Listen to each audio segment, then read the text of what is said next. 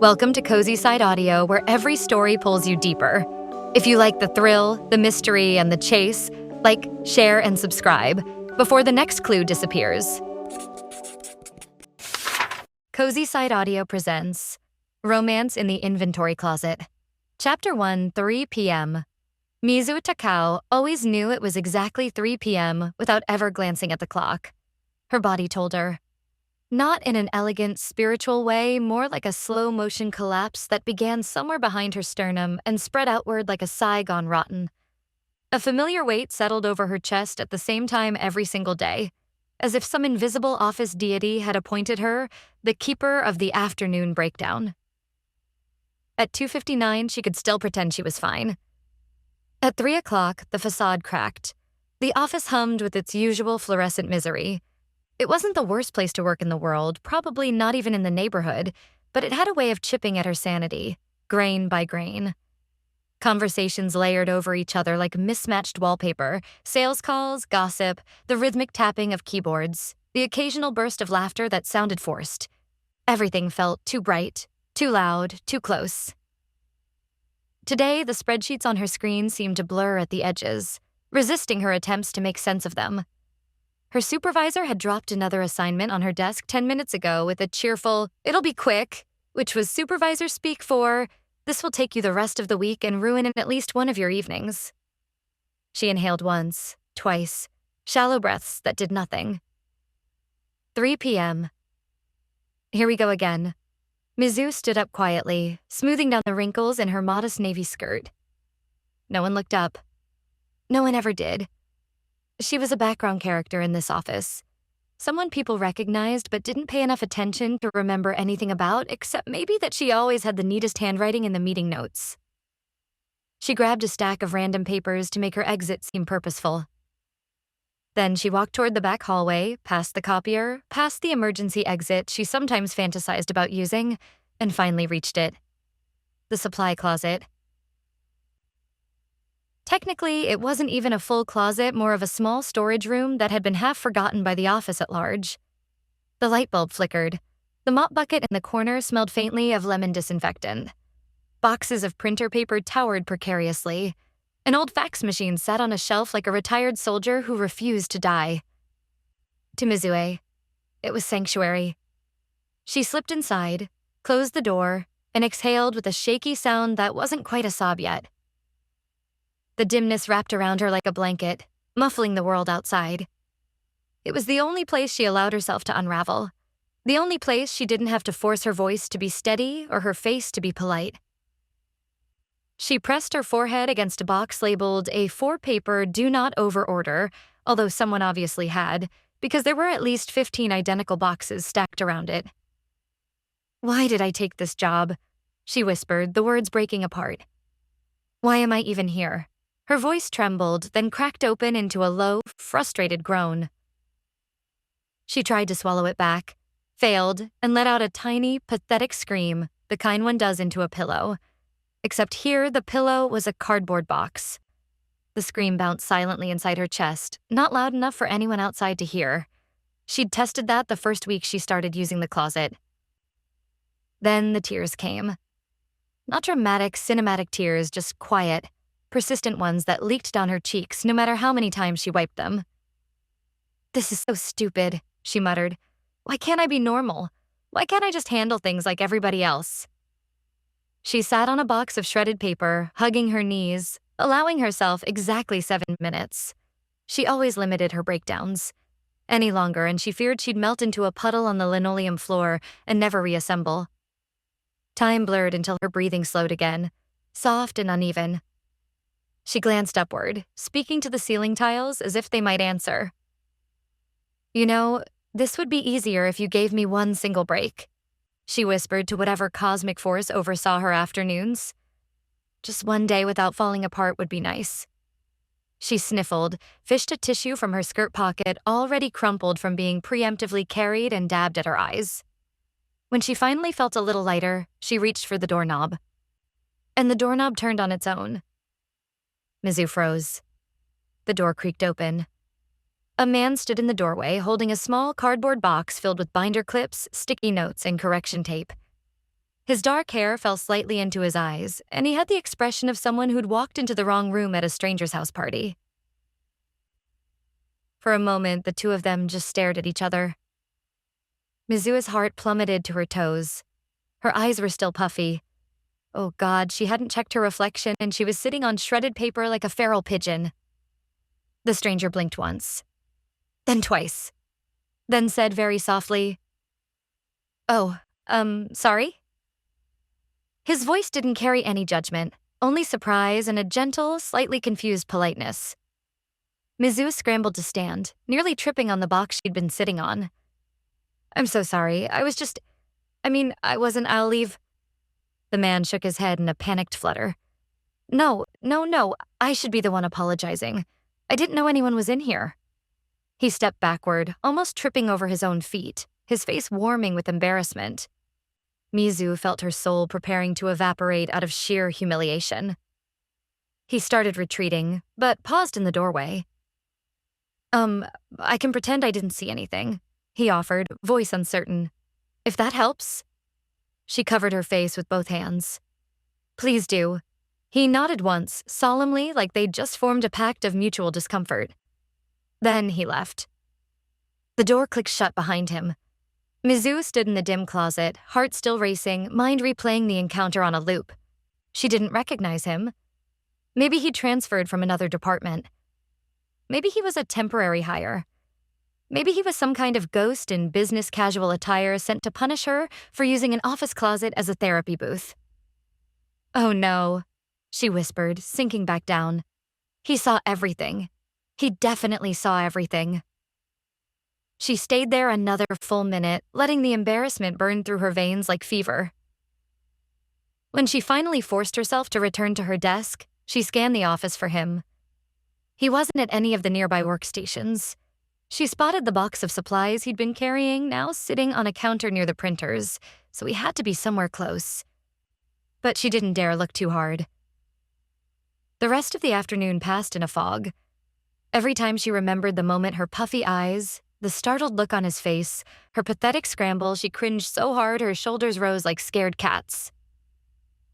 By 5 o'clock, she'd convinced herself that he probably thought she was unstable, dangerous, or simply too strange to interact with ever again.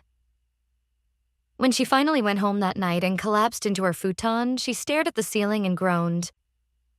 Tomorrow will be better, she told herself. But beneath that hopeful whisper, another thought pulsed quietly, one she tried very hard to ignore. What if he's there again?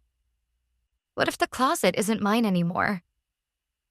As she drifted towards sleep, the moment replayed once more. The flicker of surprise in his eyes, the gentleness in his voice when he said, "Oh," the way he backed out like he didn't want to hurt whatever fragile thing she'd been trying to protect. It wasn't the worst way to be seen, she supposed. But still she'd been seen. And that changed everything. Chapter 2. An almost normal morning. Kenji Aizawa woke to the faint sound of wind nudging his balcony plants. The leaves rustled softly, almost conversationally, as if updating one another on the weather. He liked the sound. It made the mornings feel less empty. He sat up, stretching carefully. His body was not old, but it behaved like someone who believed deeply in complaining. He padded over to the balcony in his slippers, sliding the glass door open with a quiet click. "Good morning," he murmured to the line of potted greenery, a slightly drooping pothose, 3 thriving succulents, a rescue spider plant, and a stubborn little fern that refused to grow unless Kenji offered what he called emotional support waterings. He wasn't sure if plants could absorb encouragement through sound waves, but he tried anyway. The fern trembled in the breeze, stubborn as ever. "Yeah, I know," Kenji said. "Mondays." Although it was actually Thursday, the fern's attitude felt very Monday. He misted them all gently, then went inside to get ready for work. The train ride. The morning commute was the usual blur of silent crowds and mechanical predictability. Kenji stood near the train doors, earbuds in, though he wasn't listening to anything. It was a habit, a shield. Earbuds made people less likely to attempt conversation. But today, his thoughts were louder than the train anyway. I really scared her yesterday. The image hit him again. The small supply closet, dim and cramped, and Mizue Takao staring back at him with tear-reddened eyes like a startled animal trapped in cardboard labyrinth. He'd walked right into her sanctuary. He replayed her expression for the 20th time. She hadn't looked angry, more shocked, embarrassed, vulnerable. Kenji rubbed the back of his neck, wincing at the memory. Idiot, he muttered to himself. He could have knocked. He should have knocked. Who opens a door without knocking in an office full of stressed people? A woman next to him glanced over at his self-directed grumbling. Kenji pretended the comment had come from his non-existent audio. He knew she'd remember. He knew he'd remember. The whole incident sat in his mind like a misplaced staple, tiny, sharp, impossible to ignore. The office, too bright as always. Kenji arrived at the office early, as he always did. He preferred the quiet window of time before the others dragged in their bags and their exhaustion. He settled into his desk, booted up his computer, and sorted the supplies he'd fetched yesterday, the ones he'd dropped off in a hurry after fleeing the closet incident. He tried to focus on emails, on pending project notes, on anything that didn't involve the memory of walking in on a coworker mid-crisis. But every time his fingers paused over the keyboard, his mind slid right back to it. He hadn't judged her, not even for a second. If anything, he'd felt protective. Like he'd stumbled into a private moment he wished he could somehow erase from her memory to spare her the embarrassment. He sighed softly. Yeah, definitely an idiot. Mizue avoids him, spectacularly. By 9:05, people began drifting in. At 9:20, Mizue Takao entered the workspace. Kenji noticed the exact moment she saw him, a tiny flicker of panic in her eyes, followed by the subtle pivot of someone changing course mid-step without wanting to be obvious about it. He pretended not to see. She passed behind the cluster of desks at a strange diagonal angle, as if practicing evasive maneuvers. She dropped off her bag, logged in, and immediately interposed her monitor between them like a wall. Kenji folded his hands and stared at his screen, trying very hard not to look. 5 minutes later, she walked to the printer room. 5 minutes after that, she walked back through the area but took a different route, one that curved so unnecessarily wide around his desk it was almost impressive. Kenji exhaled a weak laugh under his breath. Yeah, she's definitely avoiding me. He didn't blame her. If you were caught crying in a supply closet, he'd change species just to avoid the memory. The guilt sits heavy. Around lunchtime, he spotted her at the sink in the break room, washing a small glass jar. Maybe it had held yogurt, or sorrow. Hard to tell. He walked in to refill his water bottle. Mizue froze visibly, like a cat caught mid-lick. Oh, morning, he said gently. She nodded at a speed that seemed medically concerning. Morning. Her voice cracked on the first syllable. She cleared her throat 3 times, aggressively enough to sound like she was trying to remove a walnut shell lodged in her esophagus. Kenji stepped to the far side of the counter, giving her ample space. I'm really sorry about yesterday, he said softly but sincerely. She let out a nervous laugh that sounded like someone stepping on a squeaky toy. Oh, stuff happens. I mean, nobody cries in closets on purpose. Ha ha ha. Kenji blinked. She blinked. A full 5 seconds passed where both looked ready to sprint in opposite directions. He bowed his head slightly. I won't go in without knocking from now on. Then he filled his bottle quickly and left, heart thumping for no good reason. Kenji tries, badly, to seem normal. For the rest of the afternoon, he tried to behave like a normal coworker who absolutely did not walk in on anyone crying in a broom closet. Which apparently meant not looking in her direction, not accidentally walking behind her, not passing by her desk, not asking questions, not breathing too loudly. Every time he needed office supplies, he made himself wait anything to avoid another surprise encounter. He hoped she appreciated the effort, though she seemed determined to pretend he was made of radioactive material. Still, every now and then, he caught her glancing his way quickly, as if checking whether he was watching. When he met her eyes once, she jolted and lost grip of her pen, sending it flying off her desk. He pretended he hadn't noticed. 2:55. The pressure builds. By late afternoon, Kenji started getting that strange, anticipatory feeling he couldn't name. He didn't know Mizue's routine, but he sensed her stress rising the way one senses a distant storm. At around 2:55, she began fidgeting. He watched in his peripheral vision, deliberately indirect, like observing a bird that might fly away. She stopped typing. Her foot tapped. Her back stiffened. And at exactly 3 o'clock, almost like a ritual, she stood up. She didn't look at him. Of course she didn't. She gathered a small stack of papers, too neatly organized to be necessary, and headed toward the hallway. Kenji's chest tightened. He set down his pen and stared at the monitor, mind swirling. She's going back. Great. Don't follow her. Don't even think about following her. Stay put. But he didn't stay put. What he does, instead. He walked to his bag, opened the inner pocket, and took out a new box of tissues.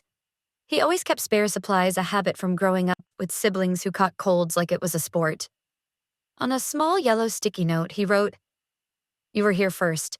I won't interrupt again. Rasir." He hesitated.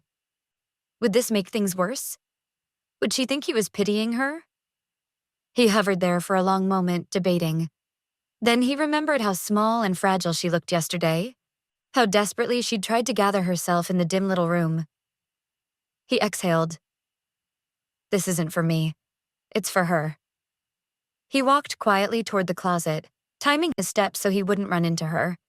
He knew she'd be inside for at least a few minutes. Her breathing space. Kenji set the tissue box gently on the floor just beside the doorframe and pressed the sticky note onto it.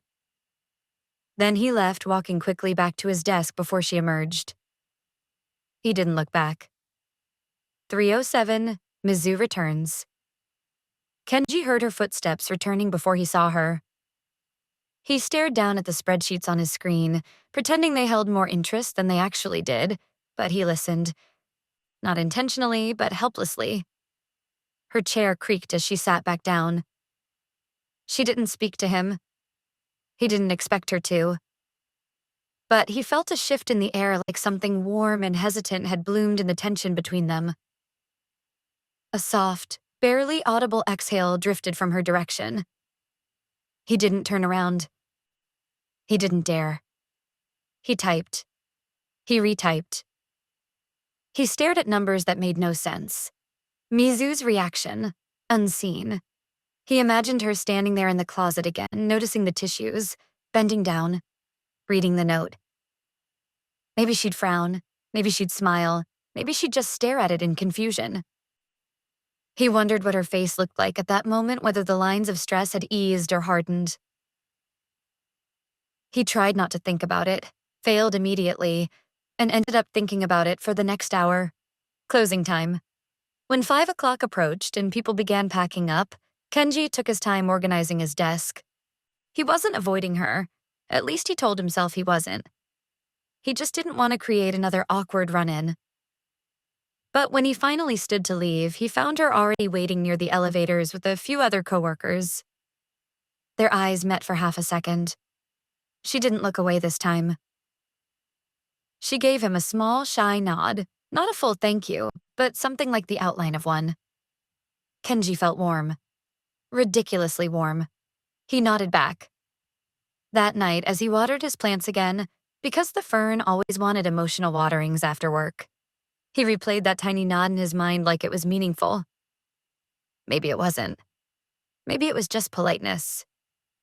But he hoped quietly, cautiously, that it wasn't just that. He stood on his balcony in the evening breeze, looking out over the city lights. Tomorrow would be another day. He would give her space. He would knock before entering anything with a door ever again.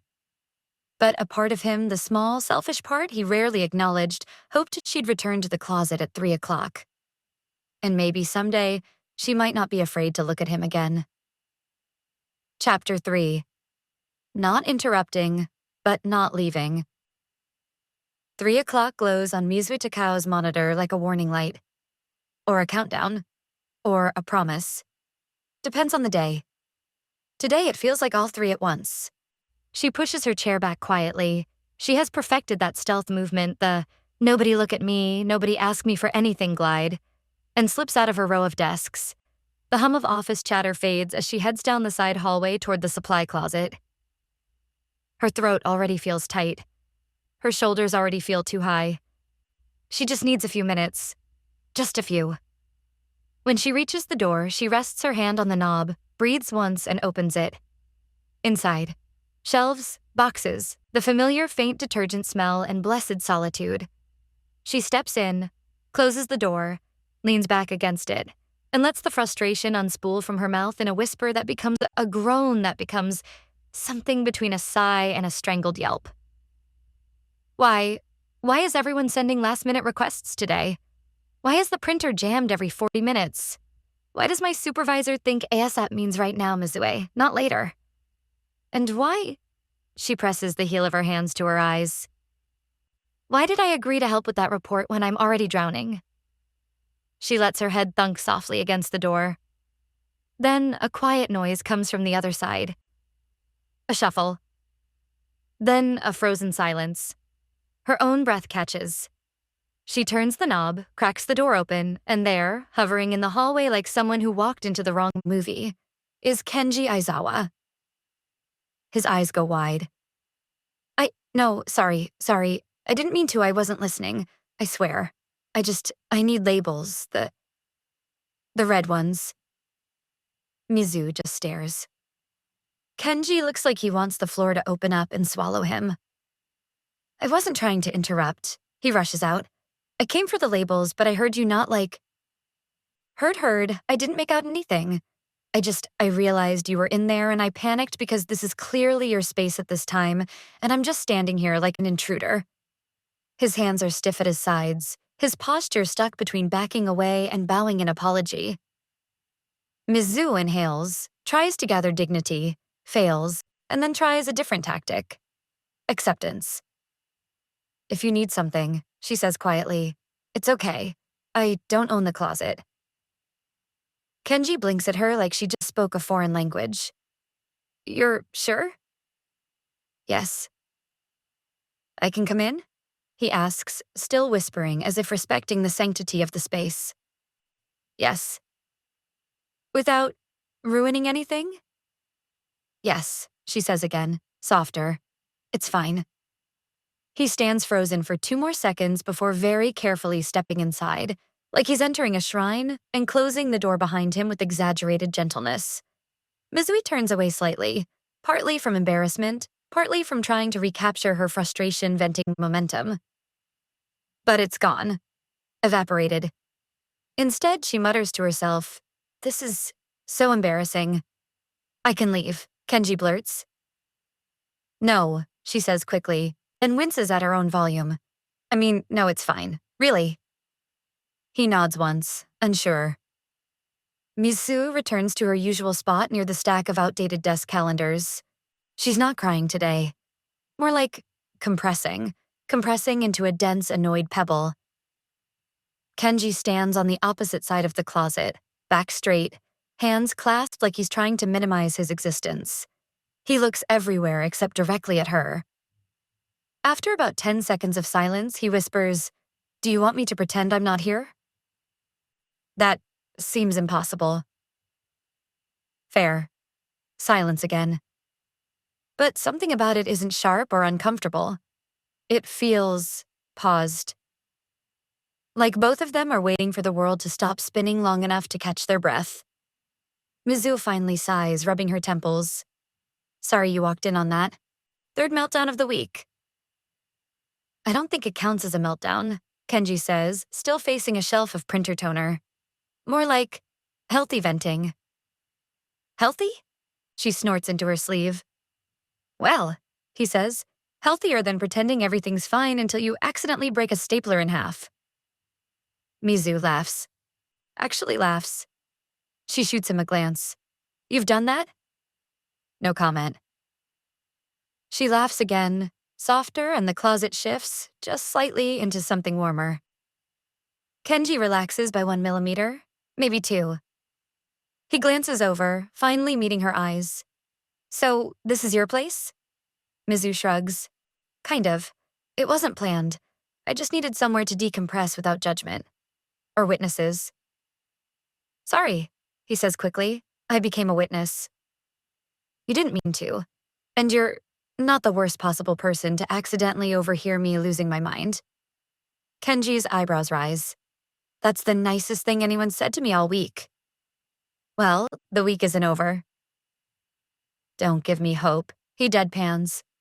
This time she laughs so suddenly she snorts and then clamps her hand over her face in mortification. He smiles, small, tentative but real. Another silence settles in. This one is gentle, almost companionable. This is ridiculous, isn't it? She blurts, unable to take the quiet anymore. Extremely. He agrees immediately. They both exhale at the same time. After a minute or two, Kenji shifts his weight. I should probably grab the labels before someone notices I'm missing. Yeah, Mizue murmurs. I should head back too.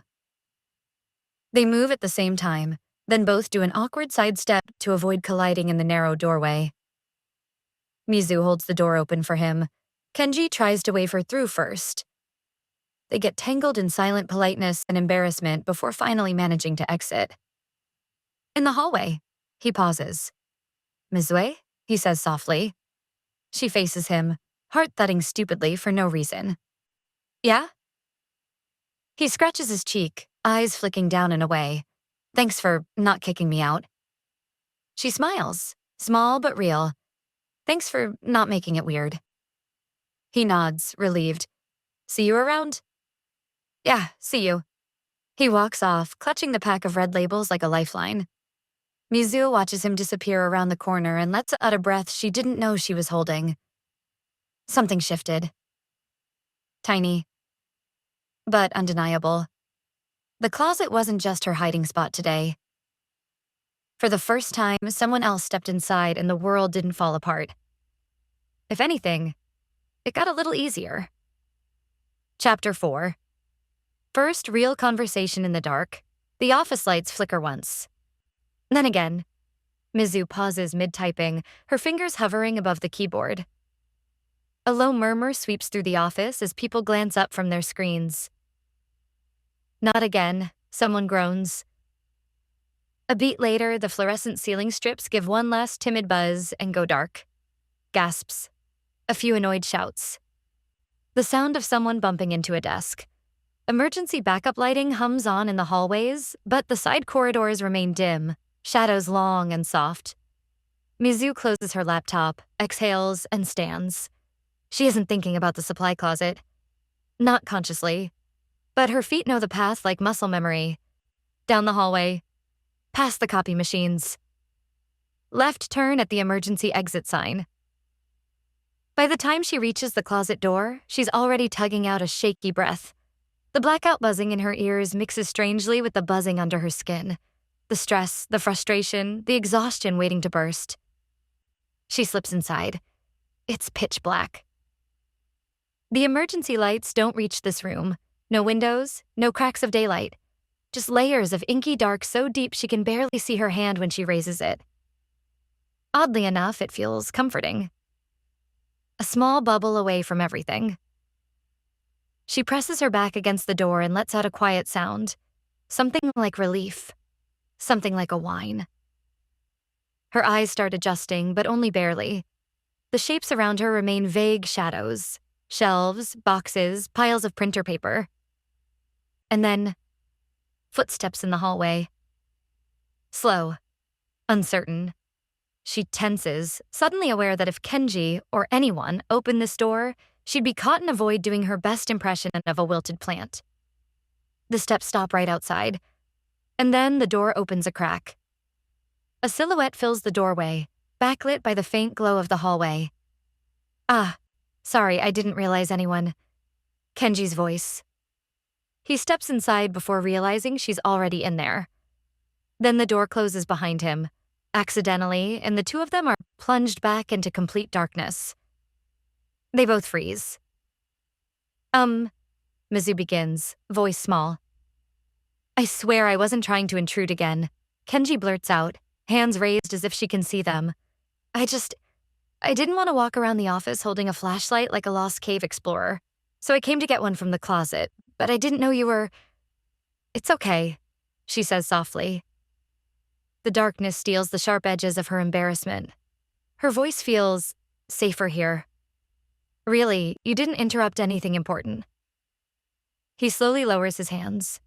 I can leave. No, it's fine. Silence pools between them. Not awkward. Not tense. Just quiet. She hears him shift slightly, maybe leaning against the opposite wall again like yesterday. It's easier to imagine him relaxed when she can't see the way he stands. Mizue sighs. I think I'm developing a reflex where stress equals go to the closet. It's pathetic. It's not pathetic, Kenji says immediately. His voice sounds different in the dark. Lower, gentler, less restrained. You found a place where you can breathe? That's kind of… admirable. She snorts with a half laugh.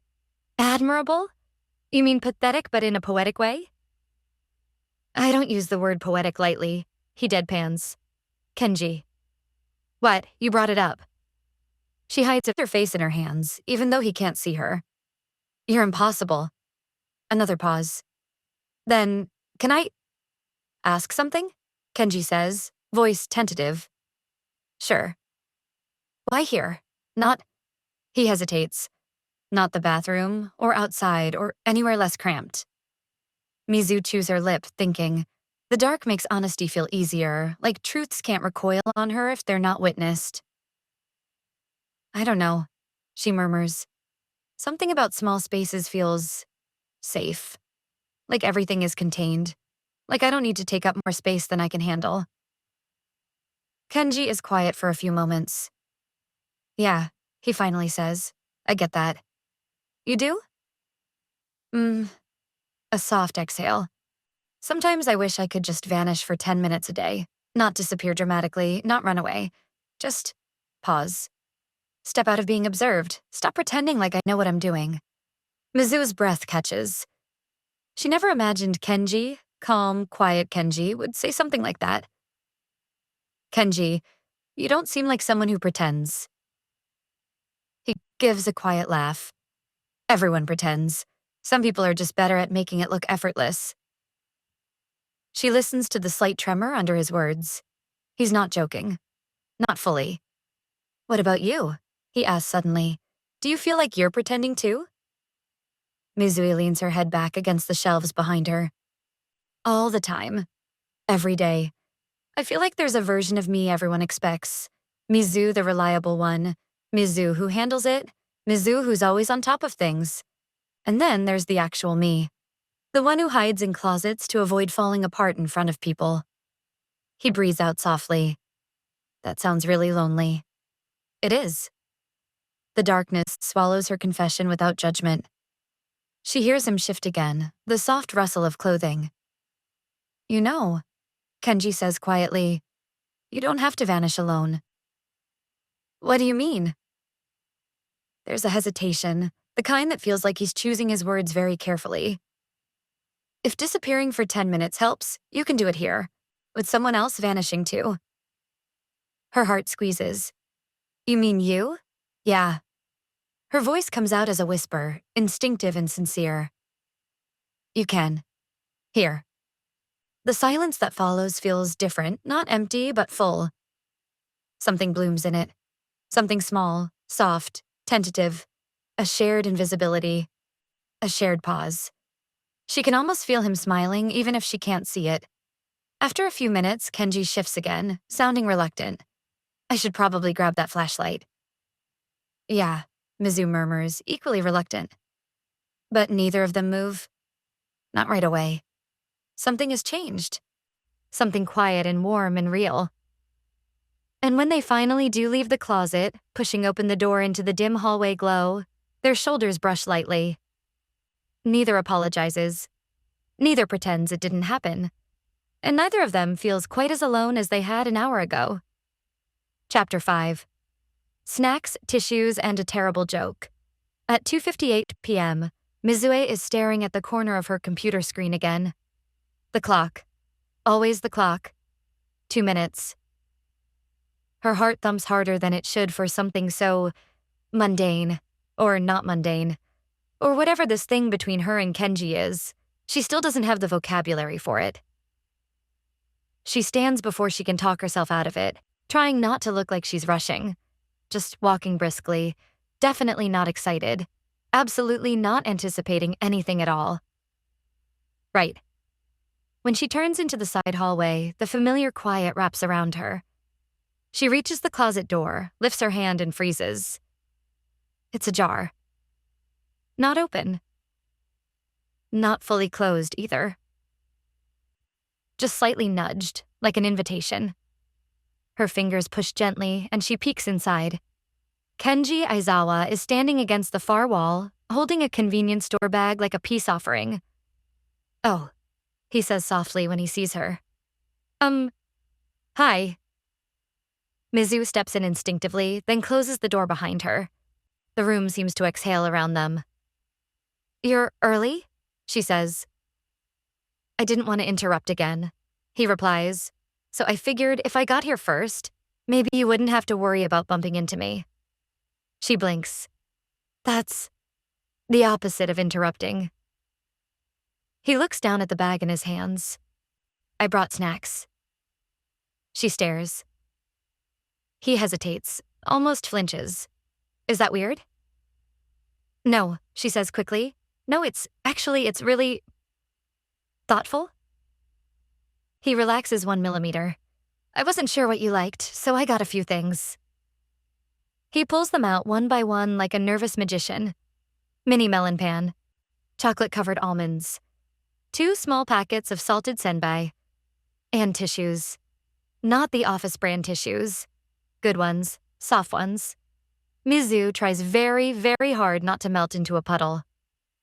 "Oh my God," she whispers, "you came prepared." "I panicked," he admits. "Last time you were having a moment and I felt useless. So I thought maybe I could at least, contribute supplies." She laughs, a small, helpless sound. "Kenji, this is way beyond supplying." He goes pink. She fumbles in her own bag, suddenly self-conscious but determined. "Well, I brought something too." He perks up. "Really?" "Don't get excited," she warns. "Mine's not cool snacks. It's jokes." "Jokes?" She pulls out a handful of sticky notes, each scribbled with terrible puns. The silence stretches. Then, "Are they dangerous?" "Yes." "I see." She hands him one. He squints at the handwriting, then reads, "What do you call a nervous office worker?" "Jitter-acher." Kenji stares at the note like he's considering calling the authorities. "That's awful," he murmurs. "I know. It's impressively awful." She beams. "Thank you." He pockets the note like it's a precious artifact. They settle, Mizue against her usual shelf, Kenji on the opposite side. The tiny room now contains the scent of melon pan and the feeling of something new. Not accidental. Not incidental. Chosen. Kenji opens the almonds. "Want some?" "Only if you take a melon pan."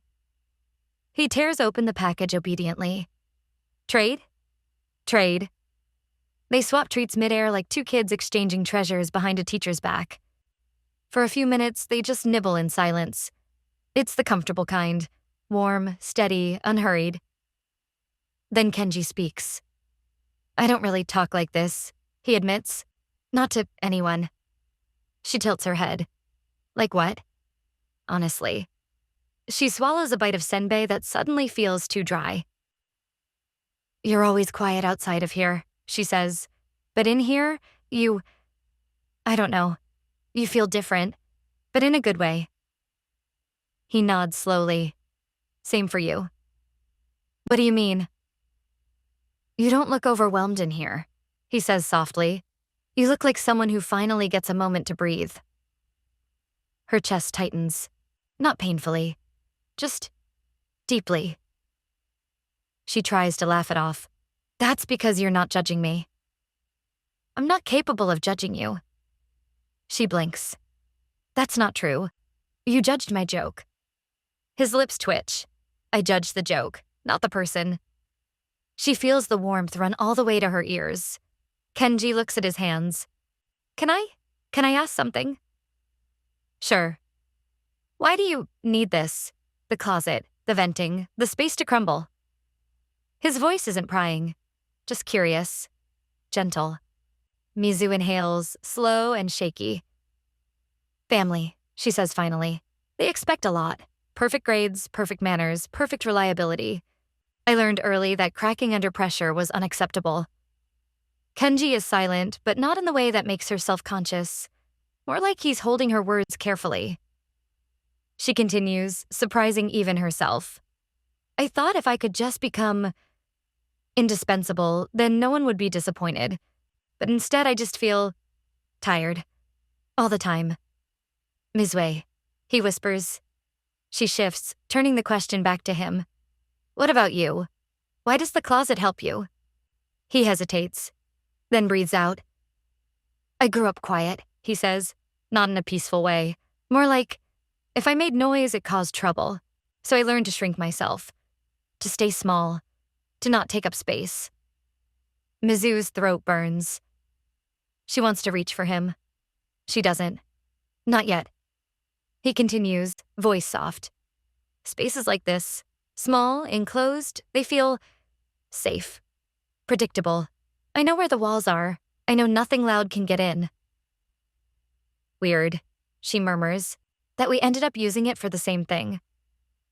Not weird, he says quietly.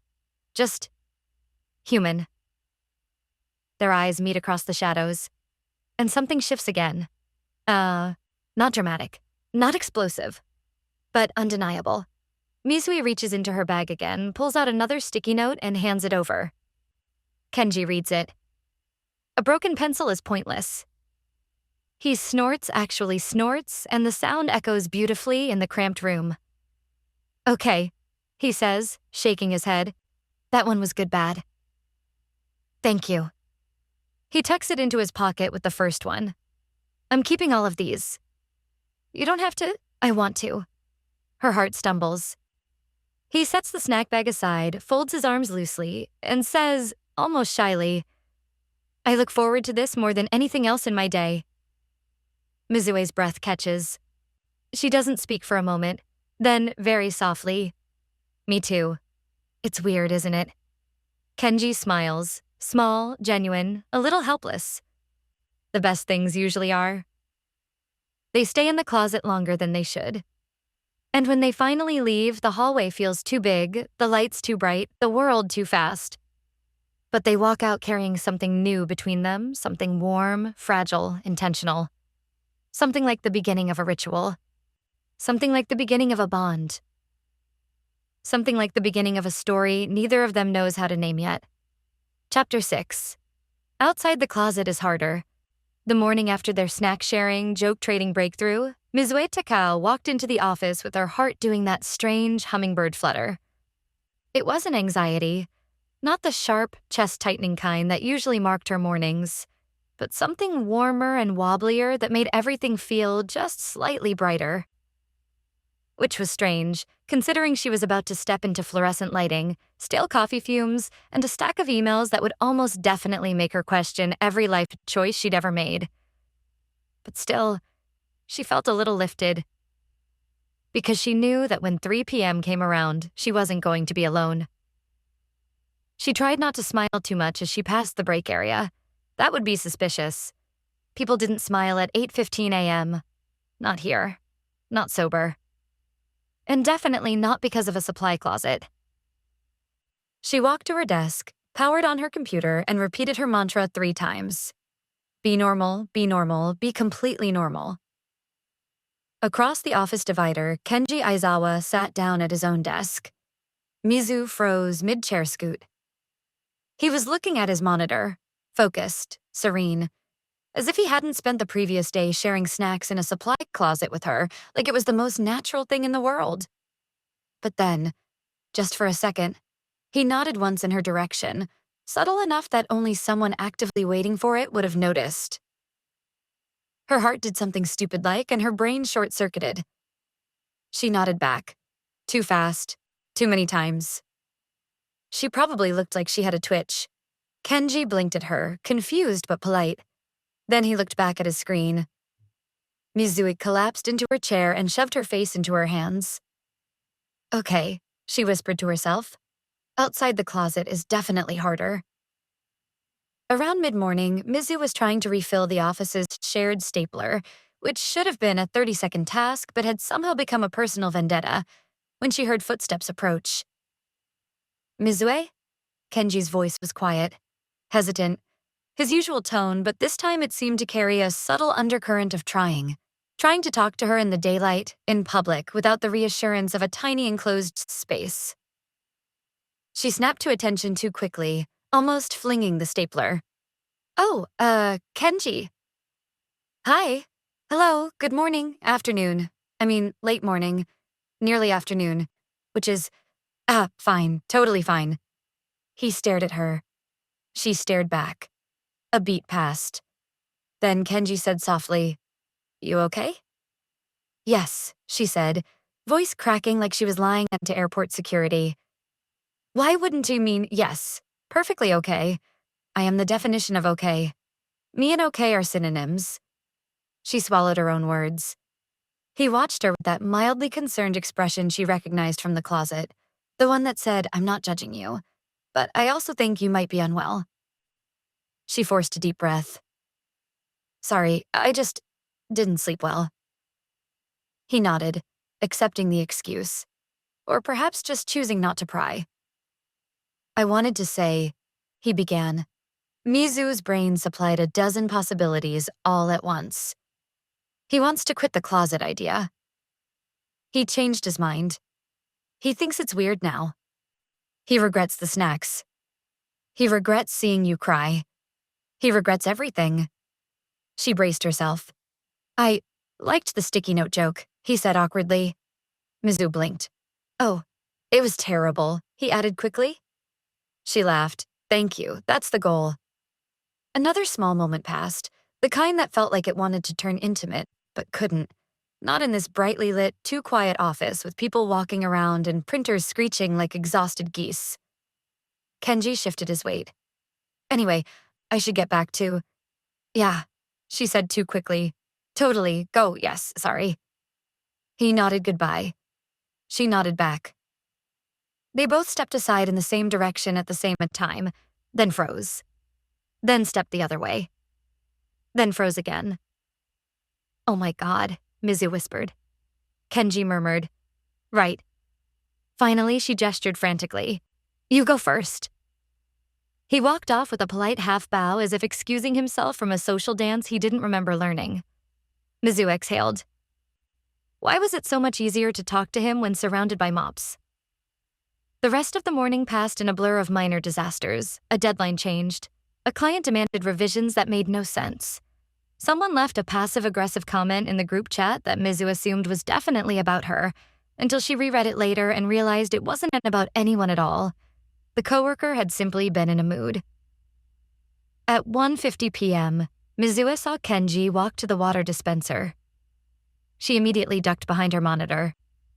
You're insane, she scolded herself. It's not illegal to see him before the closet. Get a grip. But her stomach still fluttered every time she accidentally met his eyes.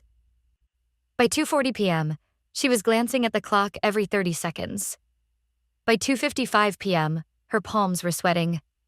At 2:59 p.m., she stood up so abruptly her chair rolled away behind her. The second hand clicked into place. 3 p.m., she walked, half scurried toward the supply closet. Part of her expected him to already be there, leaning against the shelf like some kind of shy, plant-loving phantom. But when she opened the door, the space was empty. She inhaled, let out a long breath, and stepped inside. The familiar smell of paper, cardboard, and faint lemon-scented cleaning solution welcomed her like a weighted blanket.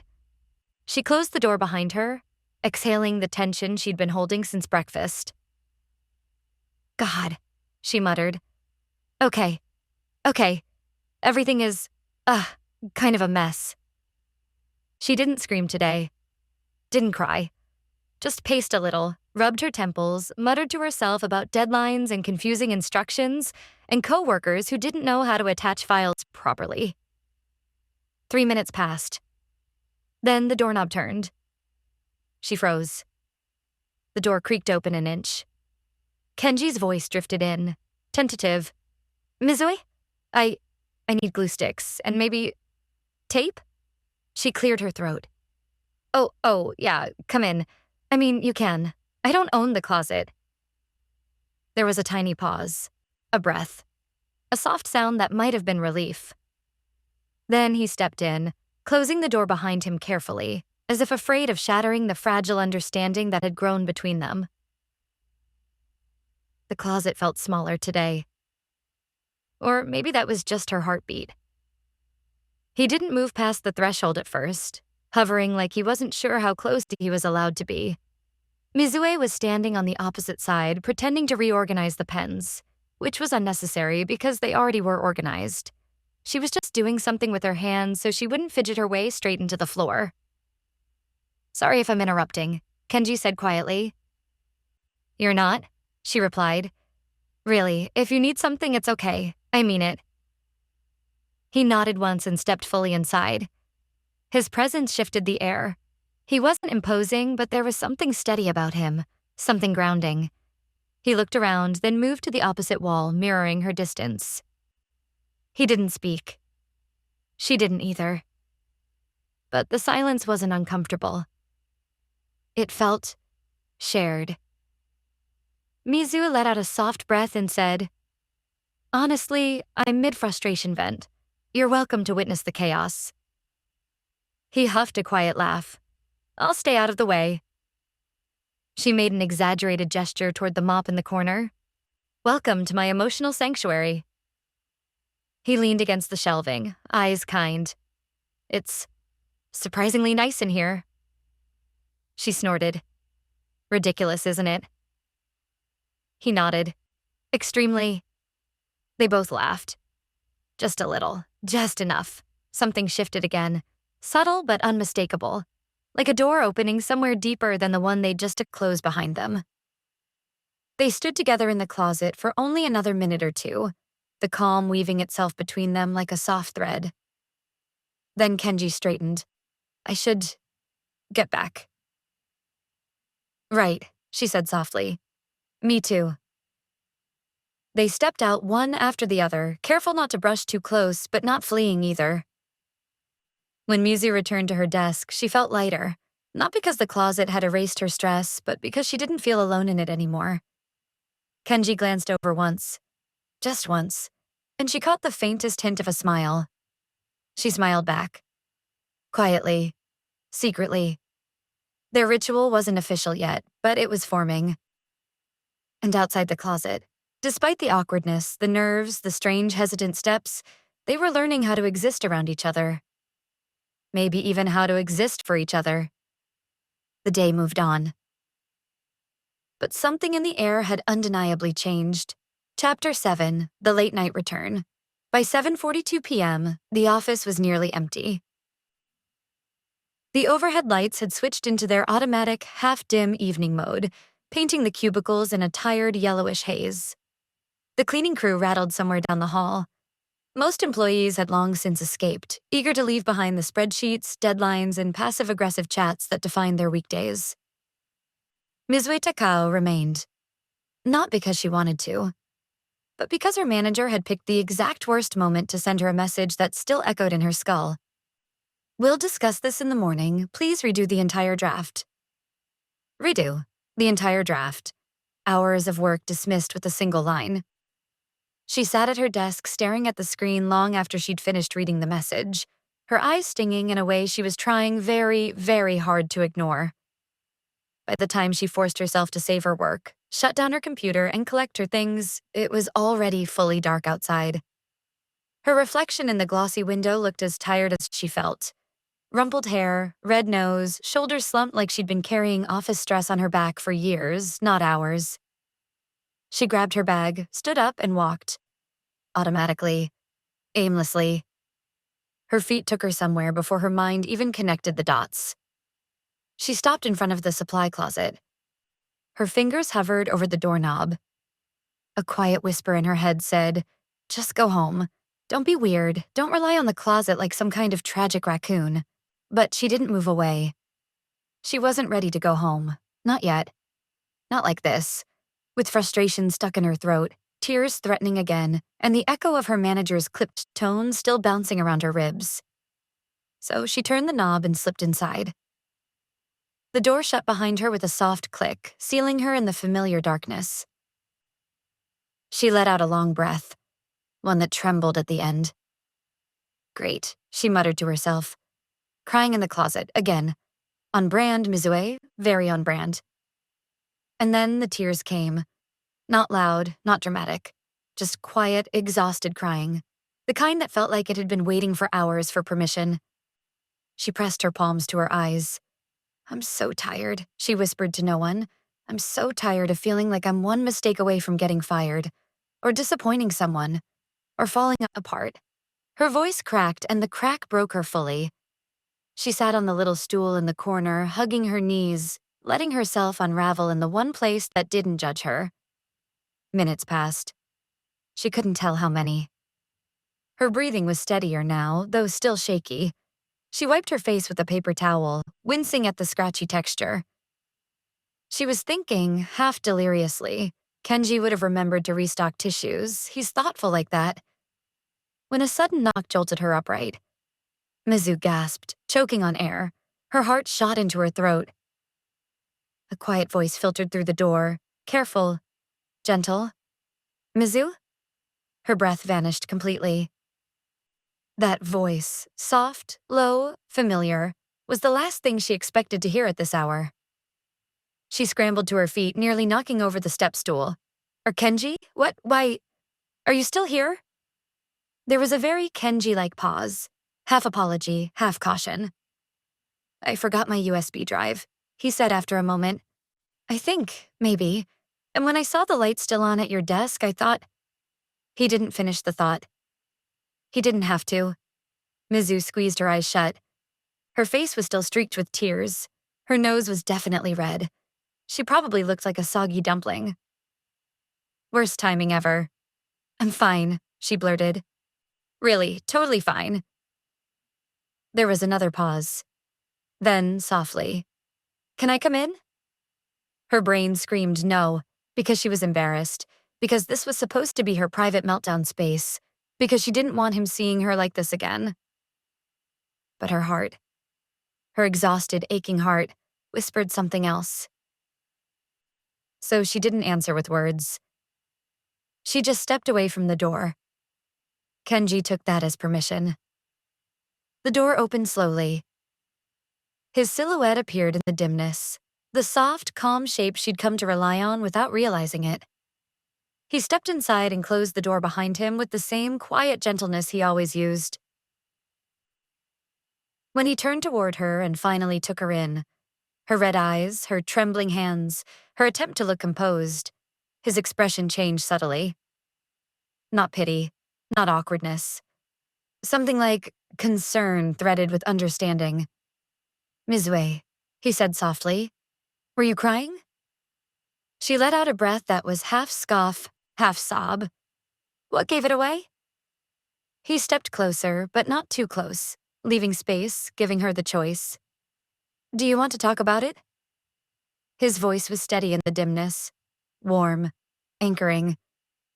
And that alone was enough to undo her composure all over again. "I got criticized," she whispered, voice wobbling. "Hard.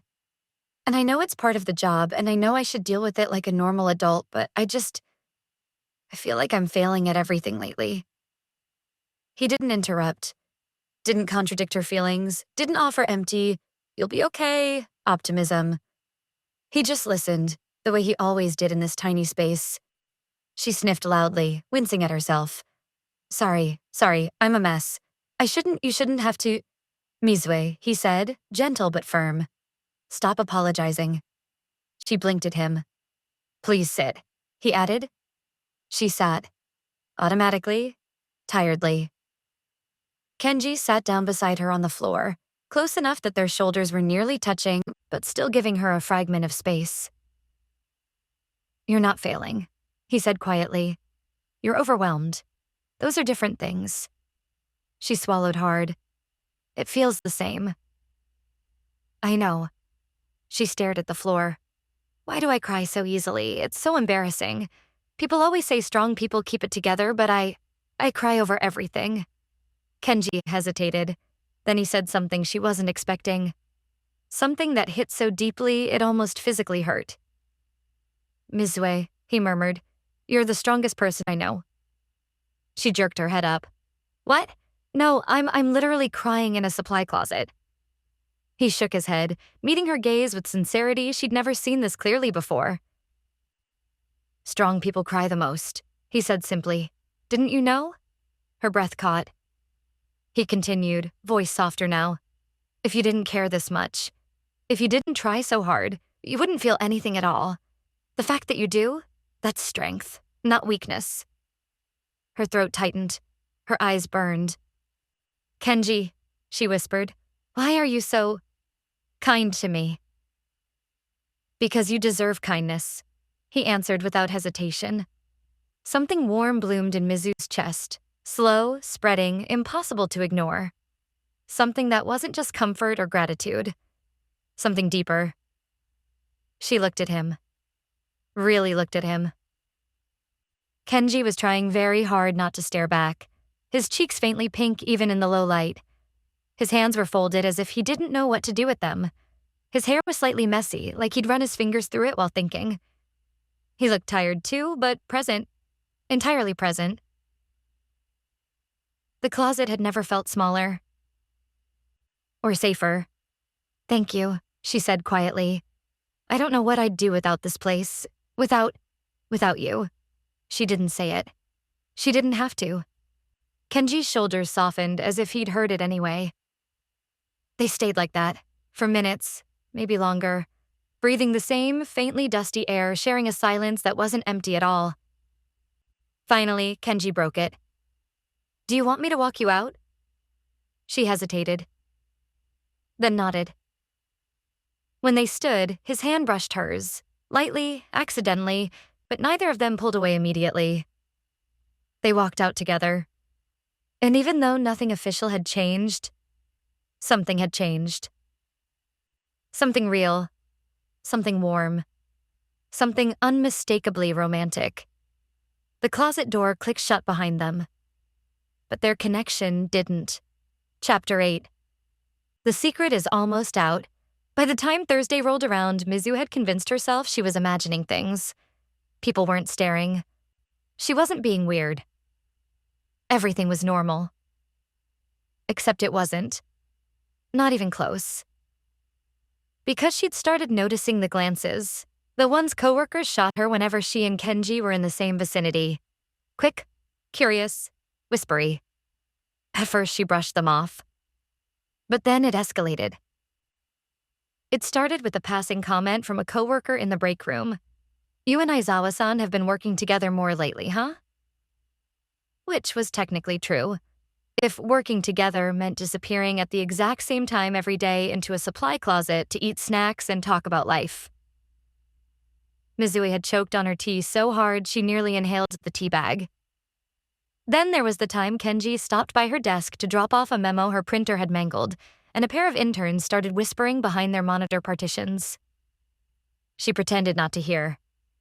She definitely heard. But the worst moment came Friday morning. Mizue was heading to the copy machine when her manager, Kanda, stepped out of her office, eyes sharp and shrewd the way they got when she smelled inefficiency or drama. Mizue, Kanda called, tone perfectly polite. Never a good sign. Mizue froze mid-step. Yes? Kanda approached with a folder tucked under her arm. I've noticed you and Aizawa-kun have been coordinated lately. Her soul left her body. Coordinated? She squeaked. Kanda hummed thoughtfully. Lunch at similar times, breaks at similar times, disappearances at similar times. Disapo, no. No. Mizue's smile strained. We're just co-workers, ma'am. Kanda said in the way that meant I don't believe you, but I'll let you sweat about it later. Mizue didn't breathe until Kanda walked away. Her heart pounded so hard she could feel it in her ears. She rushed back to her desk, fingers trembling. And then she messaged Kenji. Mizue. We're in trouble.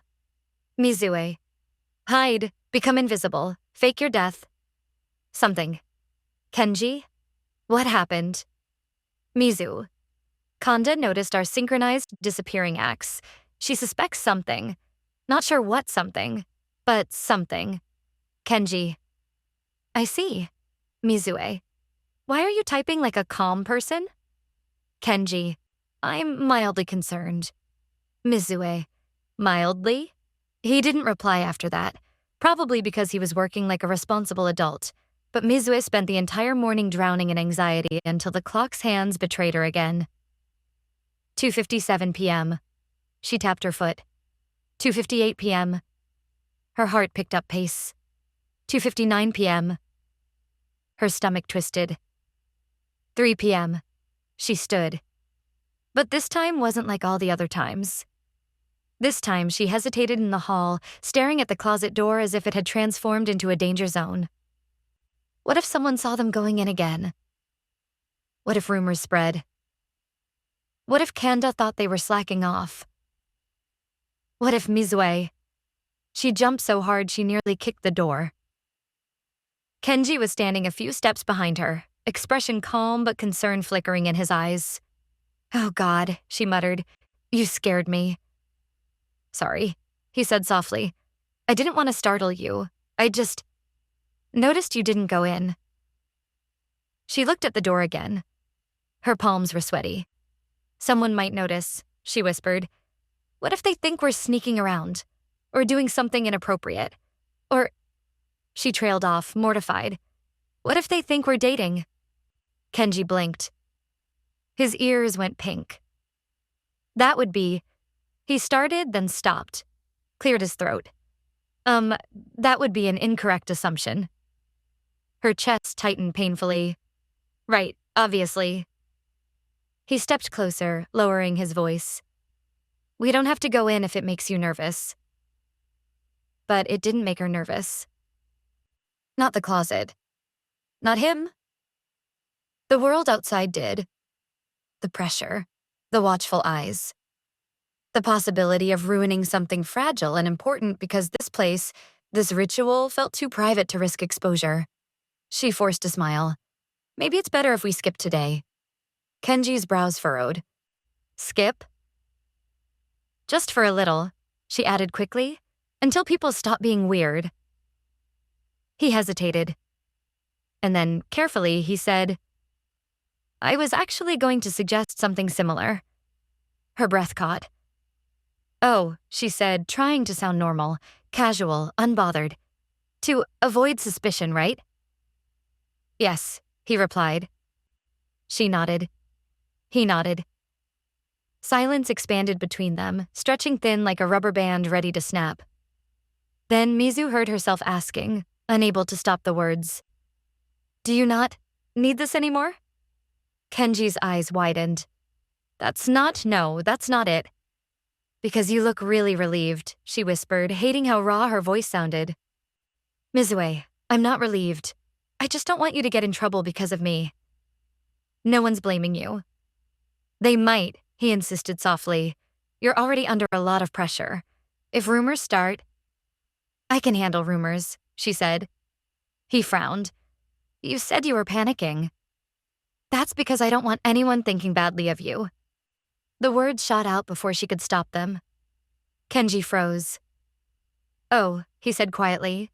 She realized then, belatedly, stupidly, that her heart was beating too fast, her face too warm, her emotions too tangled. She took a breath. This is not about us being together or anything. I care about how people see you. Kenji swallowed. Mizue. And now you're suggesting we stop, she said, the hurt bleeding through despite her efforts. I know the closet thing is weird. I know it's childish or whatever, but it helped. It really helped. It helped me too, he said almost desperately. Then why are you pulling away? I'm trying to protect you. I don't need protecting. Yes, Kenji said, gentle but firm. You do. She flinched. And suddenly the hallway felt too cold. Too bright. Too exposed. This wasn't how their 3 p.m. meetings were supposed to feel. This wasn't how they were supposed to feel. She stared at the closet door, at the handle she'd touched so many times with relief, comfort, anticipation.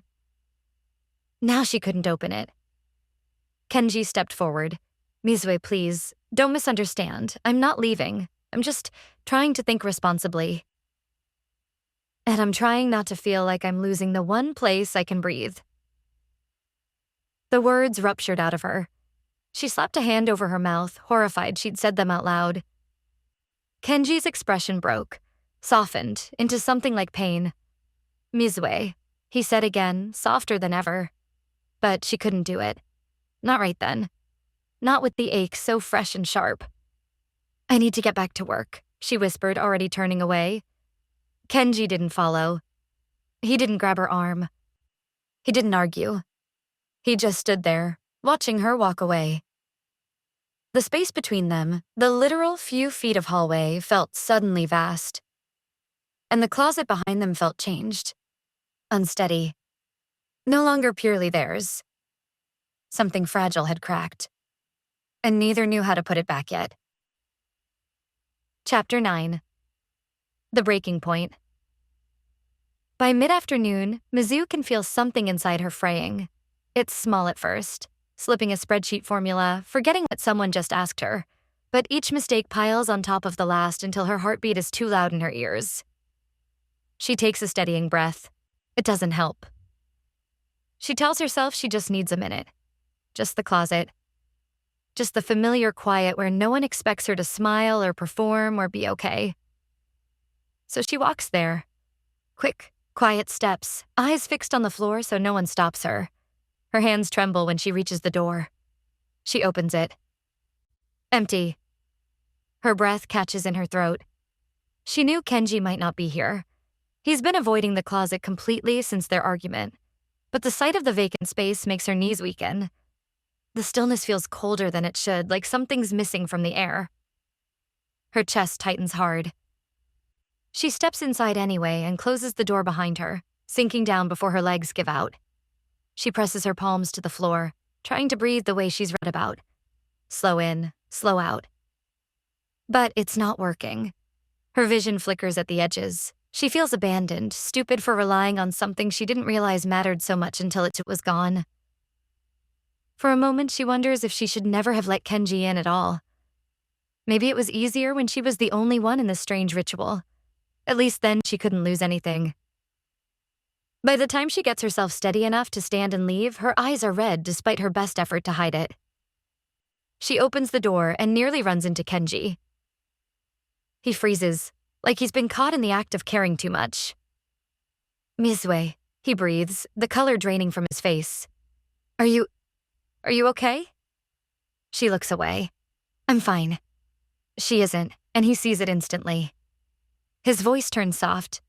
You're not. What happened? She doesn't know how to explain it. The panic, the emptiness, the way the closet felt wrong without him. She shakes her head, swallowing hard. Kenji's expression twists with something like guilt. I was avoiding the closet. I thought giving you space would make things easier for you. Or safer. Or... He trails off, frustrated with himself. I thought I was doing the right thing. Mizue says nothing. Her silence is enough. He takes a tiny step closer, his voice rawer than she's ever heard it. But everything feels wrong without you. The words hit her like a soft shock. Honest, unpolished, too vulnerable for the hallway they're standing in. She finally lifts her eyes to his. He hesitates for a moment, then slowly holds out his hand. Open, unsure, an apology shaped into a gesture. She stares at it, the fight in her shoulders melting into something gentler. Then she reaches out and lets her fingers slide into his. His grip tightens just slightly, grounding her, as if he's afraid she might vanish. It's warm. It's steady. It's the first time they've ever touched like this. Neither of them speaks as they return to the closet. Together this time. The moment the door shuts behind them, the room feels different. Not restored exactly, but no longer broken. Safe again. Changed, undeniably, but safe. Their hands only separate when the silence has settled into something new, something fragile, hopeful, and no longer one-sided. Chapter 10. Admitting what this is. They sit on opposite sides of the closet, knees almost touching, hands still remembering the shape of each other from earlier. The quiet between them feels fragile, like a sheet of thin glass neither wants to break. Mizue's breathing is steady now, but her thoughts flutter restlessly. She twists a tissue between her fingers, then stops, then starts again. Kenji notices every small movement with a kind of careful awe, as if he's afraid of interpreting anything wrong. Earlier, he begins softly, but Mizue shakes her head. No, let me start. Her voice wavers. I need to say this before I chicken out. Kenji nods once, folding his hands together in his lap like a student waiting to be graded. Mizue takes a breath that somehow feels too big for her chest.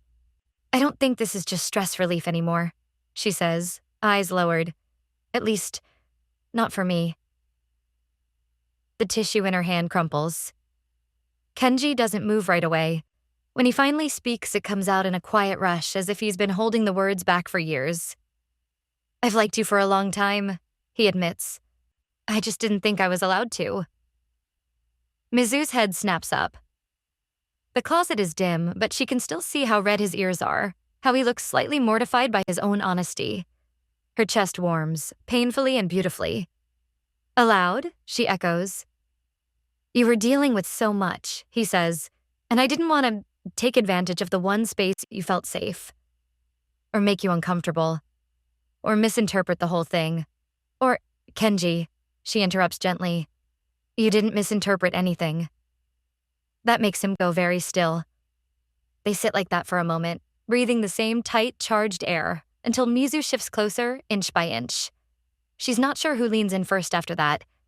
Maybe both, maybe neither. Maybe the universe just nudges them forward. Their lips meet softly, hesitantly. It's not graceful. Mizue bumps his nose. Kenji's hand hovers awkwardly before settling very carefully on her arm. They break apart, flustered, then lean in again. Because the first one felt like a question, but this one feels like an answer. It's warm and trembling and a little clumsy. But honest. When they finally pull back, Mizue hides her face in her hands. That was... wow. Kenji gives a tiny, breathless laugh. Yeah. Silence again, but it's not fragile this time. It's soft. Full. Mizue lowers her hands. We should take things slow. Really slow. With work and everything. Of course, Kenji says immediately. We'll be careful. And whatever pace you want is the right one. Her cheeks heat. It's not just my pace. It's ours. His smile is small but luminous, like something long delayed finally settling into place. They stay in the closet a few minutes longer, not kissing again, not pushing anything forward. Just sitting close enough that their shoulders lightly touch, letting the newness of it settle gently between them. When they leave, they do it one at a time, as always. But for the first time, both feel certain of what they're walking toward. Chapter 11. The storm after the calm. The next morning should have felt different. Mizue wakes up expecting the world to look warmer or brighter or somehow changed, like the sky should understand that she kissed someone last night. Not just someone, but Kenji Aizawa, the quiet coworker who always noticed too much and said too little, who used their strange, cramped little sanctuary to untangle her from herself. But the sky is gray, and the office is fluorescently beige, and her inbox begins screaming at her before she even sits down. The normalcy, combined with the exhaustion left over from crying and confessing and kissing in a supply closet, settles over her like a damp blanket. Still, every time she thinks of his lips brushing hers, gentle, unsure, her heart trips a little. She's typing her 5th email when Kenji walks by. It should be simple. A smile, a hello, something acknowledging what happened. Instead, they both freeze. Kenji's eyes dart away, then back, then away again. He opens his mouth like he might say something, but ends up just giving an awkward and tiny nod before hurrying toward the break room. Mizue immediately faceplants into her keyboard. Of course, she mutters. Outside the closet, our combined social ability is -50. She tries to shake it off, but her face feels warm for the next hour. Their team meeting doesn't help. Their department head, Miss Karome, sharp-eyed, always suspicious of happiness in others, walks into the conference room holding a stack of folders heavy enough to be ominous. We're restructuring some project assignments, she announces. A ripple of dread spreads around the table. Mizue tenses. Kenji does too, across from her. Their eyes accidentally meet, then skitter in opposite directions like startled cats. Miss Karome hands out the folders. And Mizu's stomach drops. Her project, has been merged with Kenji's. She flips through the pages, reading the same nightmare words over and over. Collaboration required. Daily check-ins, shared deliverables. No. Her heart stutters. Working with Kenji isn't the problem. It's working with Kenji now, with her chest still soft and bruised from last night's confession, with her mind replaying the way he whispered, "Can I?" moments before their lips touched. She's terrified she won't be able to look at him without blushing. Or worse, she'll look at him too long, and someone will notice. At the end of the meeting, Mizue stays in her seat for a second longer than necessary, processing. Kenji steps over, his voice small. "We'll figure it out," he murmurs. "Yeah," she says, smiling thinly. "We'll try." They both know try is doing heavy lifting. The morning passes in a blur of polite disaster. They keep bumping into each other in the hallways, muttering, "Sorry, oh, you go first. No, you go. Okay, I'll go. Wait, no," until Mizue wants to crawl under a table. Then, during lunch, it happens. A coworker named Hino, well-meaning but observant in the most inconvenient ways, drops into the seat beside Mizue with a mischief-loaded grin. "So," Hino begins, leaning in, "you and Aizawa keep disappearing together at 3 p.m. Mizu's heart stops, brain short-circuits, fingers clench around her chopstick so hard one snaps in half. "Huh? What? No, nothing. What?" she sputters. Hino raises a brow. "Relax, I'm not saying you're dating, but you two have a vibe." A vibe. The single worst word in human vocabulary at this moment. Mizue's face drains of blood, then floods with heat, then drains again. Hino laughs. "Hey, I'm kidding. Probably." They poke Mizue's shoulder. "Seriously though, tell me if I'm missing gossip. I live for this stuff." Mizue nearly dies right there. Kenji, sitting at another table, glances over at the commotion. Their eyes meet, and Mizue panics, snapping her gaze away like looking at him is evidence enough. Hino lifts her container of rice. "Anyway, I'll leave you to your mystery face flushing. Bye." Mizue rests her forehead on the table. "Oh no," she whispers. Across the room, Kenji looks pale. Oh no, indeed. By 2:55 p.m., Mizue is vibrating with anxiety. Rumors. They can't have rumors. Kenji is too gentle, too easily affected, too conscientious. He'll blame himself, even though this is entirely, well, okay, partly her fault for blushing like a tomato all the time. At 3 o'clock, her instinct drags her toward the closet. But Kenji catches her in the hallway. "I think we should ease up," he says quietly, eyes not quite meeting hers. Her heart plummets. "Oh," she breathes. "Because of the rumors?" "Yes, and I don't..." He hesitates, shifting awkwardly. I don't want you to feel pressured or unsafe. I'm not unsafe, she says quickly. Kenji, it's better if we take some distance, at least in the office. Her chest aches. It aches so sharply she has to lean back against the wall. So you don't need this anymore? She asks before she can stop herself. The hallway feels too bright, too open, too exposed. Kenji's eyes widen, horrified. No, that's not Mizue.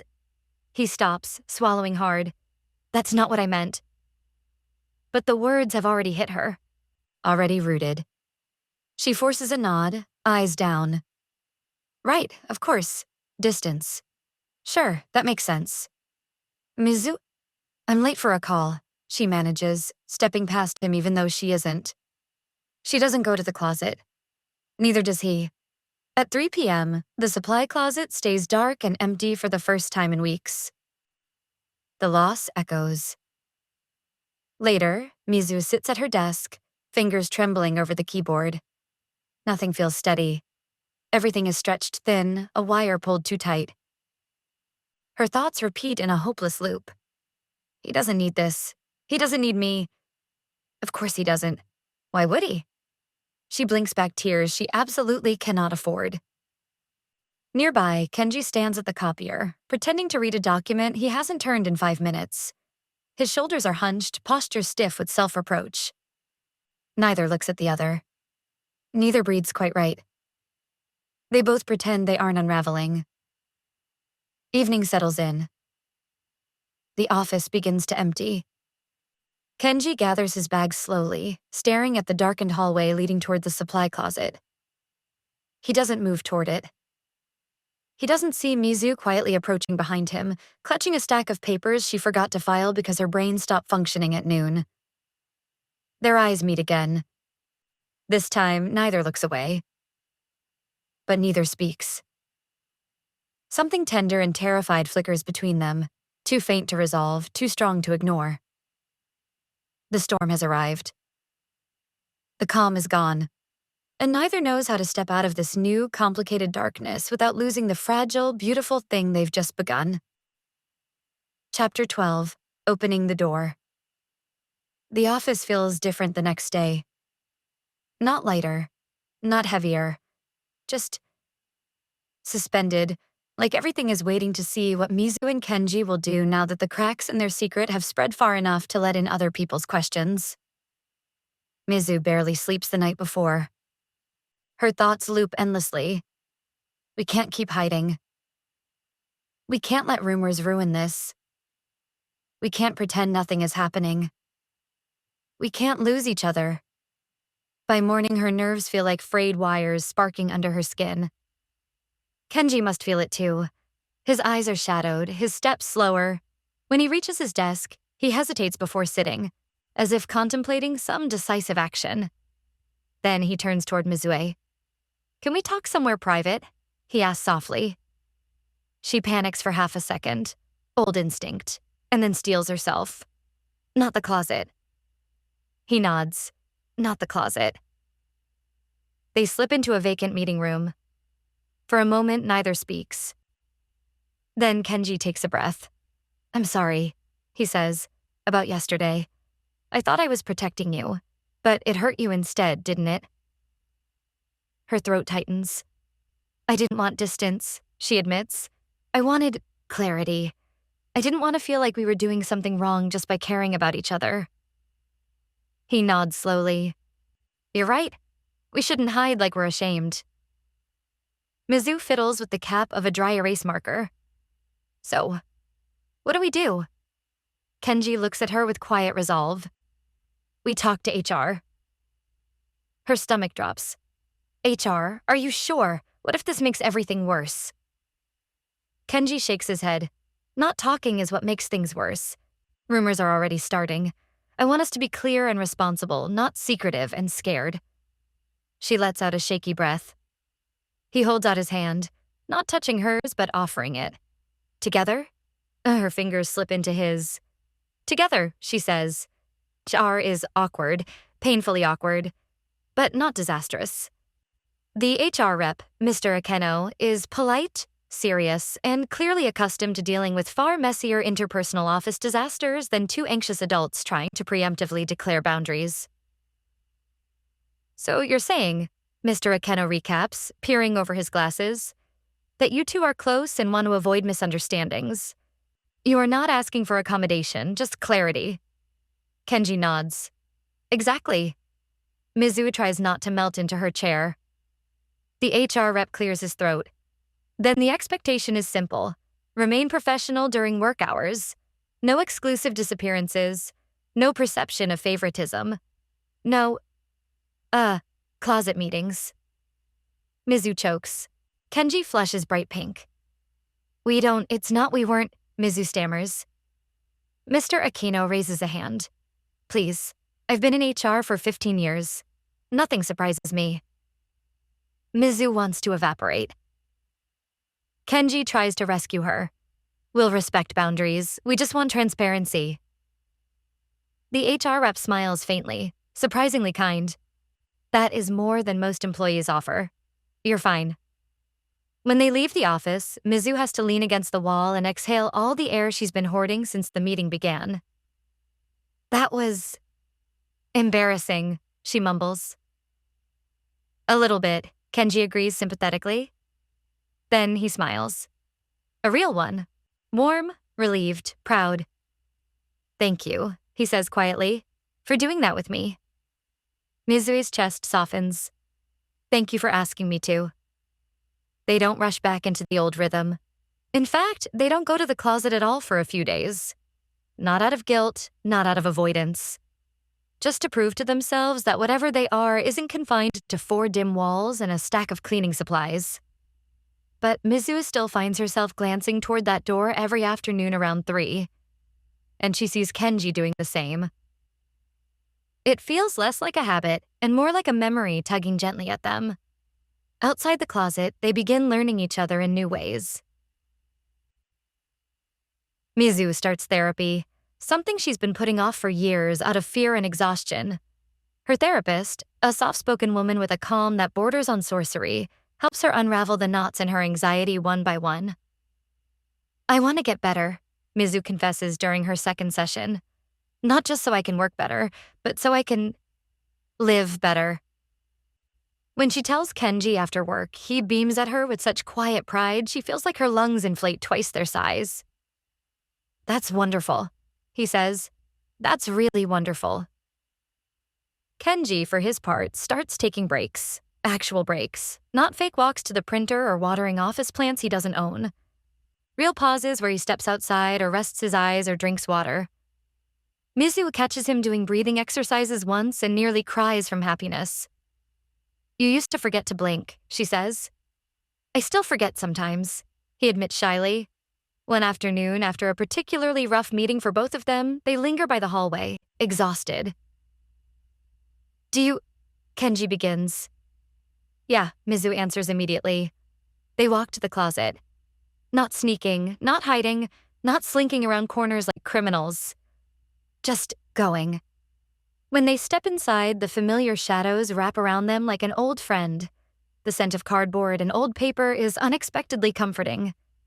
Mizue sits on her usual box. Kenji sits opposite her. No one says anything for a few moments. Then Mizue laughs under her breath. I forgot how small it is. Kenji mirrors her smile. I didn't. I think about it a lot. She blushes. He blushes too. But it doesn't feel shameful, or dangerous, or wrong. It feels like two people choosing to share a breath of peace in a place that once held all their worst anxieties. Now it holds something else, something gentler. They don't cling to each other. They don't cry. They don't kiss. They don't even reach for hands. They just sit. Being here, not because they need rescue, but because they want connection. A quiet reprieve. A moment to breathe together. When they leave, Kenji holds the door for her, not with desperation, but with ease. Mizue feels the difference down to her bones. Their healing has moved outside the closet too. And somehow that makes stepping back inside feel even better. Chapter 13. Their space. By the time several months had passed, the supply closet had a different kind of quiet to it. No longer the shaky breath, heart-pounding refuge it once was. It felt lived in, gently familiar, like the corner of a favorite cafe or the last few minutes of a long train ride home. Mizue opened the door one afternoon and smiled at the way it looked exactly the same, and not the same at all. The cardboard boxes, the faint paper smell, the humming light, it was all unchanged, but there was a tiny magnetic star tucked on the side of a metal shelf, small enough that no one would ever notice unless they were searching for it. And inside one of the boxes near the back, carefully taped to the inner wall, was a postcard of a night skyline. Dark blue, soft lights, the kind of image Kenji would pick because it felt quiet. Mizue traced the corner of the postcard with her fingertip. "You really used tape this time," she said when Kenji slipped in behind her, closing the door with the familiar click. "It kept falling out," he murmured. "I figured this is safer." She laughed under her breath. "You're getting bold."